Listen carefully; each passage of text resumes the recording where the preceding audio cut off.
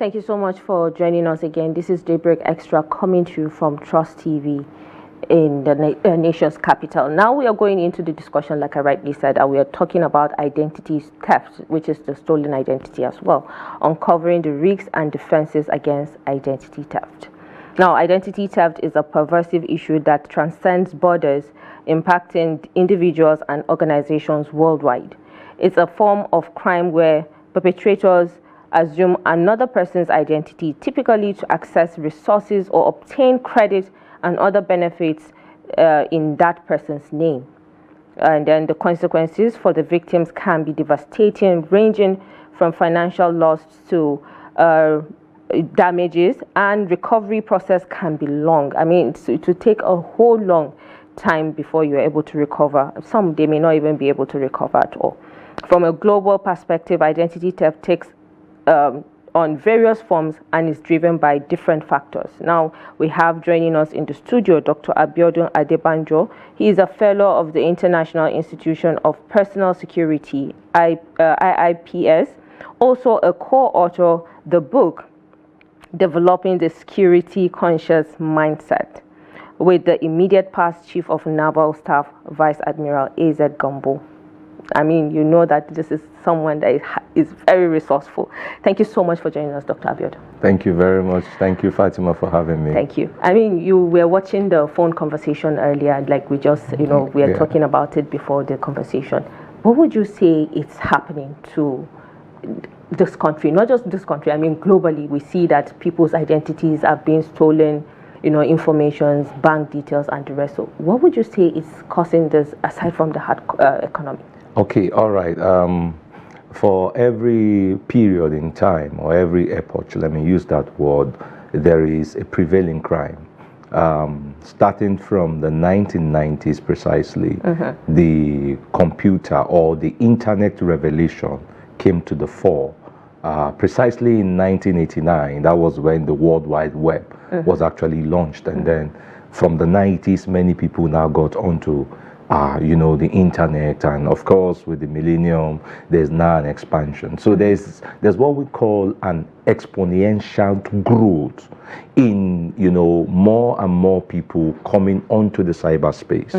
And by the cyberspace, I'm simply talking about the computer world is a world of interconnectivity of computers all over the world.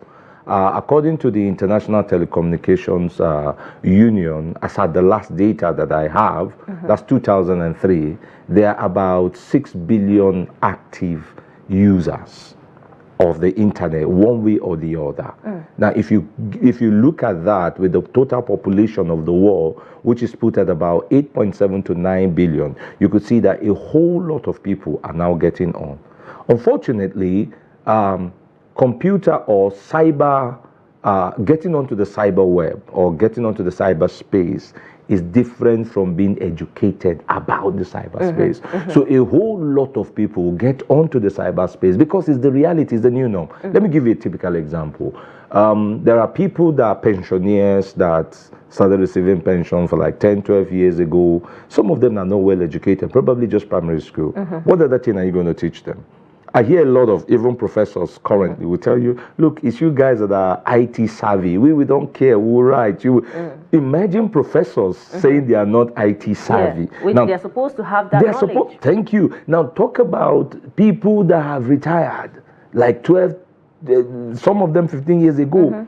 Now, no longer is stable payment to be made. You can see that the whole world has graduated from paper world into the cyberspace. So you find a lot of people that do not have an understanding of how, or the dangers rather, not how, the dangers. They can of course use their phone to make one or two things, but what are the dangers that are inherent? A lot of people don't know. So the point is that this is the time of the cyberspace, and the world cannot go back. That is why there is now an increase in this issue of identity theft, cybercrime, and the rest. So, but what would you say is the most common method that these criminals are using, when it comes to identity theft? Because, like you said, a lot of people don't have knowledge of this. So, what are the methods that they use? Okay, based on research, the most common method is when you get onto the internet. in digital forensics that has to do with phones, laptops, and all of that, there are certain gateways that you must educate people on. If you have a phone in itself cannot commit a crime, or you cannot communicate with it. You have to set it up. In the process of setting up the phone, you need two things. One is a SIM card, so that a network provider can now give you access to be able to either make a call or send SMS. I'm looking at it at the most basic level. Now, if you now have an advanced phone, you know this phone they call Palasa, you just need a SIM card and, you know, you can now make a call or send text message.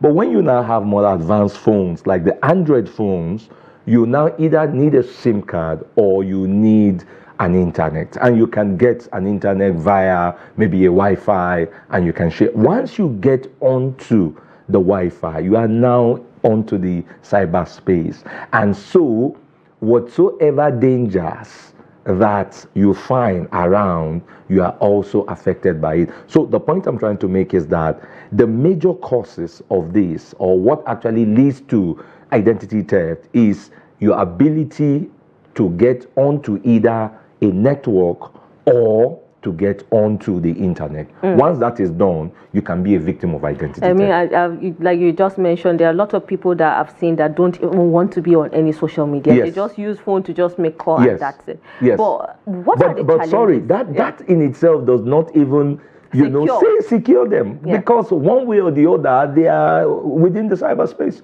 Sending text message alone, without even being on the internet, you can be in danger. Many people have received text messages that have ended up, you know, affected them. Yes. All right. Yeah, so I wanted to ask the major challenges in trafficking and prosecuting these criminals that, you know, steal people's identity or informations online. Because in the course of your research, what would you say are the challenges that we are facing, especially as Nigerians? Because it's one problem that we are yet to solve. Okay, all right. Within the purview of the infrastructure and the ecosystem of the cyber space in Nigeria, you have the Office of National Security Advisor coordinating issues that have to do with security generally, and cybersecurity is also one. They have a desk that deals with the issue of cybersecurity in Nigeria. Then, of course, you have also government agencies like the NCC, Nigerian Communications Commission, that deals with the issue of phone calls internet, you know, giving all of that. Then you have NITDA. Now, recently there's this National Cybercrime Summit, that was held on the 22nd at the Villa. You know, the DG NITDA gave, the EFCC, organized by the EFCC. The DG NITDA gave, you know, a well-delivered paper on alternative to cybercrime and all of that. So NITDA also play a role in the issue of cyber security, ensuring that government agencies have in place units that deals with it. Now, the EFCC has the purview to prosecute cyber crimes based on the Act, the EFCC Act, of course. Of course, also depending on the type of the cybercrime as well. If it is something that has to do with espionage, sextortion, and the rest of them, the police can deal with it. But when it comes to espionage, definitely it's the DSS. So you find the EFCC having power to prosecute, especially on this issue of identity theft that has to do with scam, whether it's advance fee fraud, whether it's love scam, whether it's contract scam. Then on the issue of sextortion, bullying, cyber stalking, the police have the purview to deal with that. On the issue that has to borders on espionage, national security, the DSS has to deal with that. So from there, you can see that if you look at these agencies and look at the population that we have, and then the access that Nigerians have to the internet, just one small boy somewhere just have an Android phone and has internet is doing a lot out there. How many people can you actually, you know, put under the radar of this one is an what we call a person of interest? So the challenge is the resources in terms of infrastructure and personnel to be able to monitor.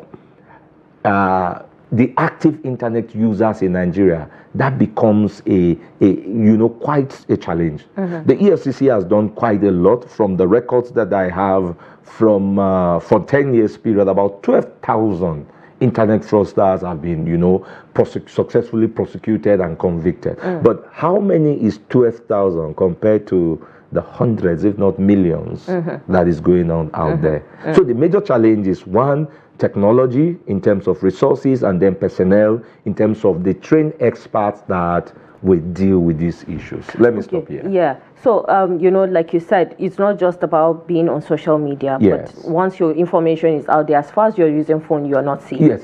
But how does, the identity theft victims, beyond financial losses, Yes. psychological and socially, if you have data at all, Yes. what are the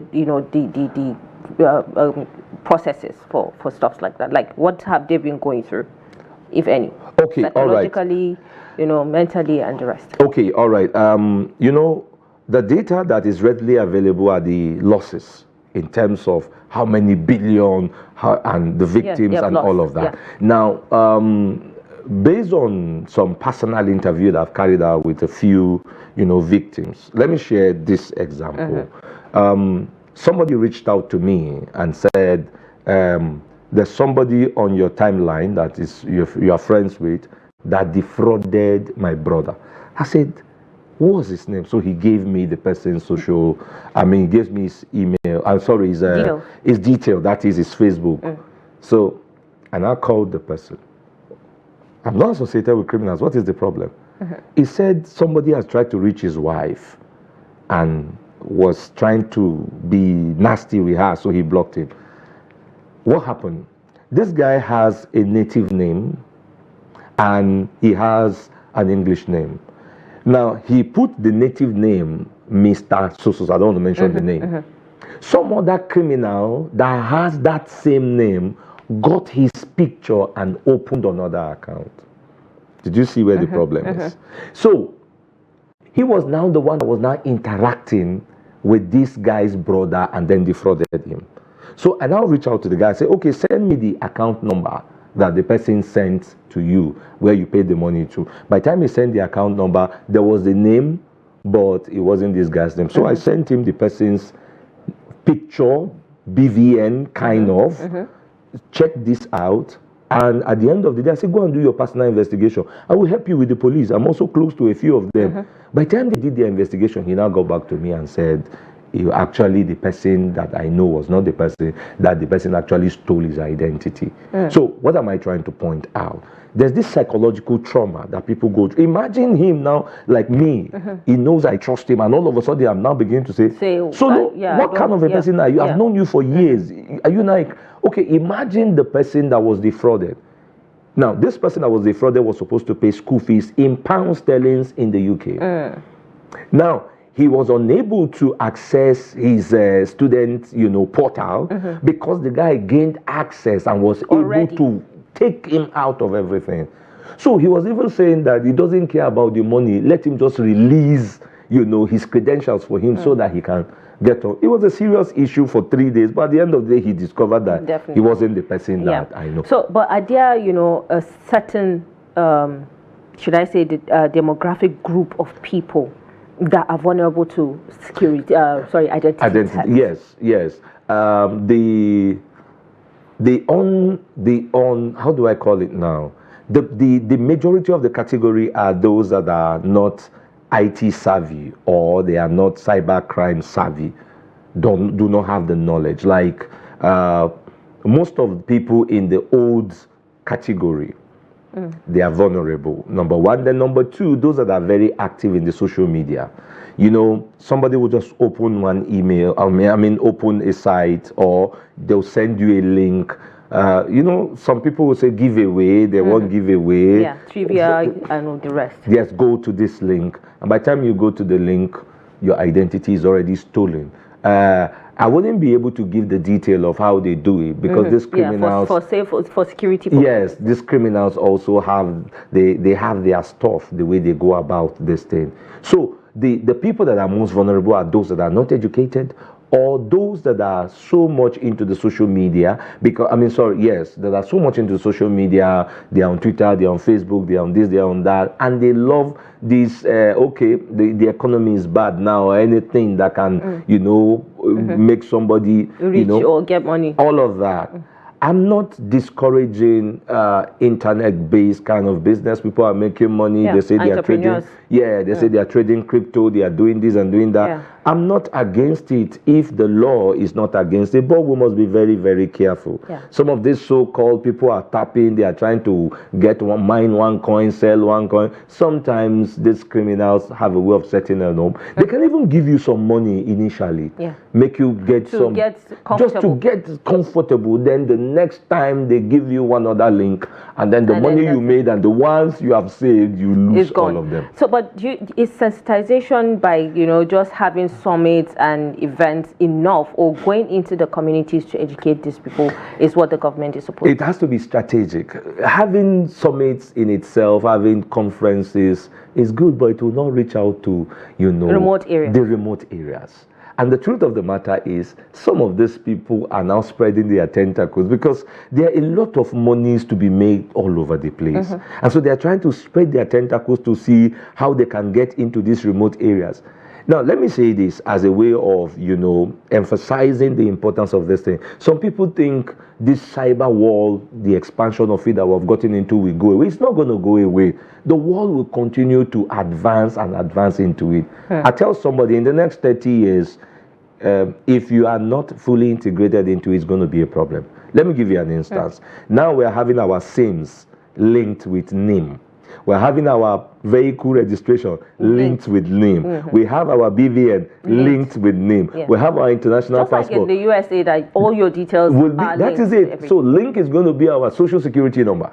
So eventually, if people do not get educated to understand the importance of this thing, one day somebody's identity will be taken away completely, and then all of his money and assets will just be filtered away. Probably even declared dead while he's still alive. Yes. I mean, we've seen a lot of stories like that. Yes, of course. So sensitization is good, but it needs to be put in the educational system, and then there must be this community kind of town hall meetings reaching out to the 774 local governments in Nigeria. Thank God now they have autonomy. Once it's fully implemented, maybe they will have money to be able to, organize ward level kind of sensitization and the rest of them, so that everybody can become one. But do you think this should be added in the curriculum in schools? Yes. To educate Yes. young? In fact, I was told that the Ministry of Education had developed some skills.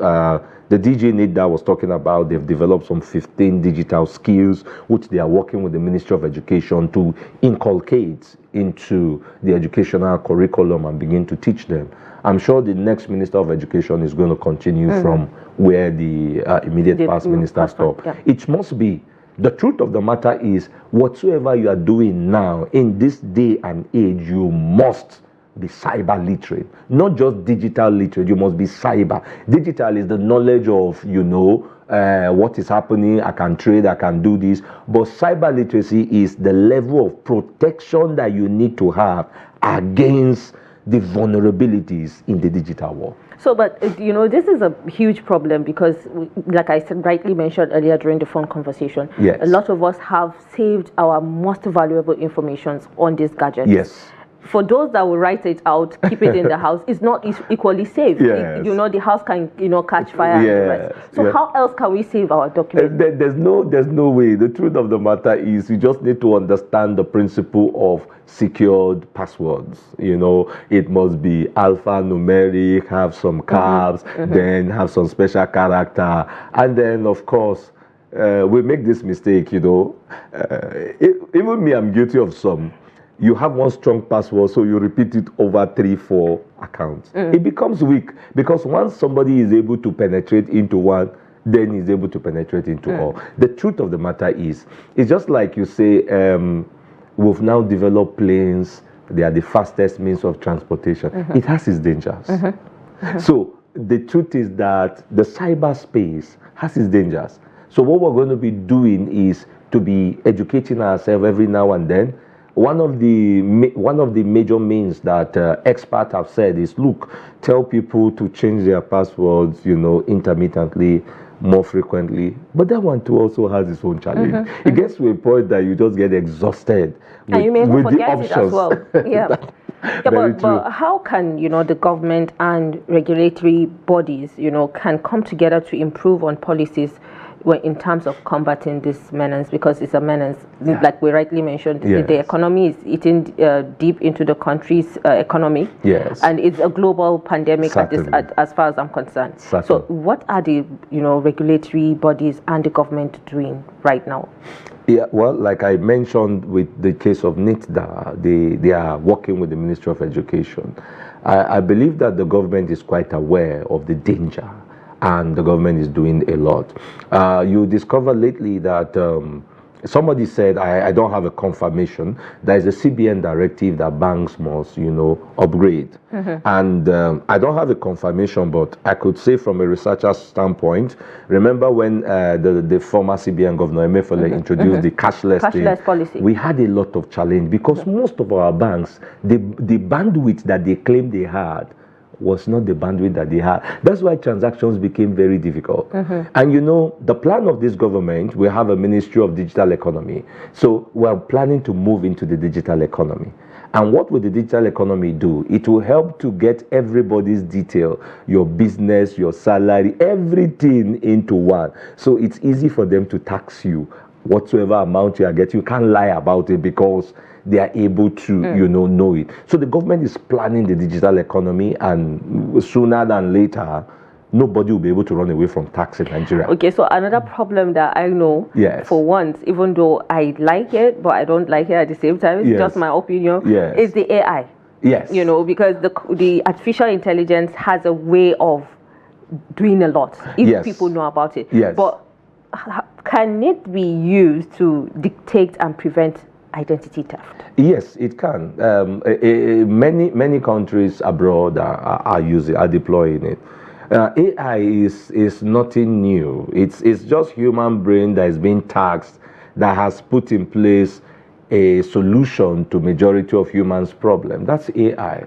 Human brain being tasked. Don't you think it's taking over the human job? No, certainly. You see, like I said, the reality is we are moving towards that, and that the jobs will become such that now people do a lot of remote jobs. And, the number of people being required to do physical jobs will continue to reduce.